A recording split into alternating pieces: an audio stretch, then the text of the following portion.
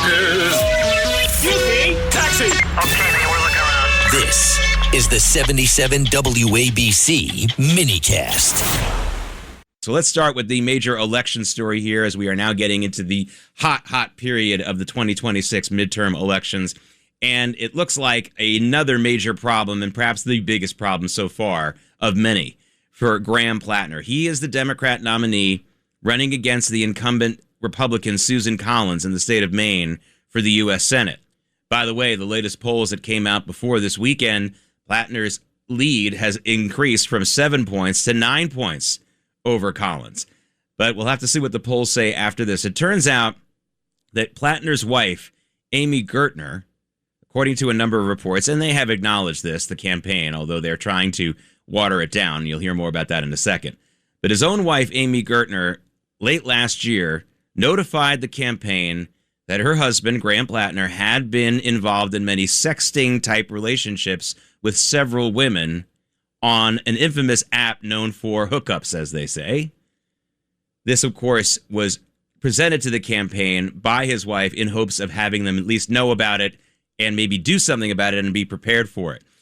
According to this woman, Amy Gertner, that's Graham Platner's wife, the person in the campaign whom she confided to with this information has now gone public, and that's the reason why this became a front-page story for the Wall Street Journal and now is on a lot of other news sites.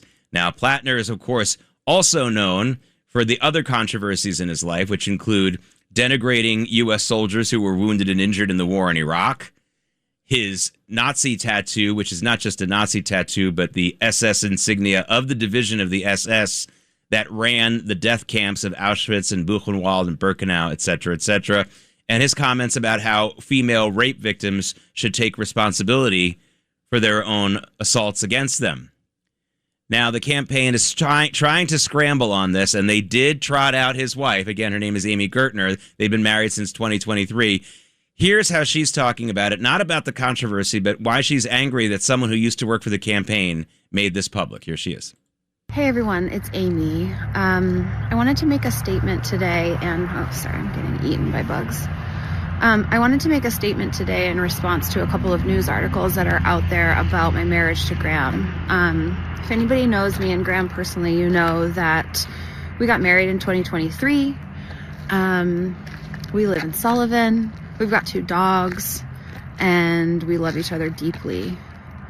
So it makes me really angry, disappointed, and I find it really shameful that there's a group of media outlets and people who are willing to spread gossip. Welcome to politics, Amy. That's the way these things go. Anyway, we'll see what happens with the campaign. Again, as I said, Platner currently has a 9-point lead in the polls over Susan Collins. But even before this story came out, there were more Democrats coming out publicly, elected Democrats, insinuating, and some of them even pushing, for Platner to be replaced by the Democratic National Committee. Who they would go to is unclear. The current governor of Maine is a Democrat who had been running against Platner in the primary before she dropped out. She could be a possible choice. Her name is Janet Mills.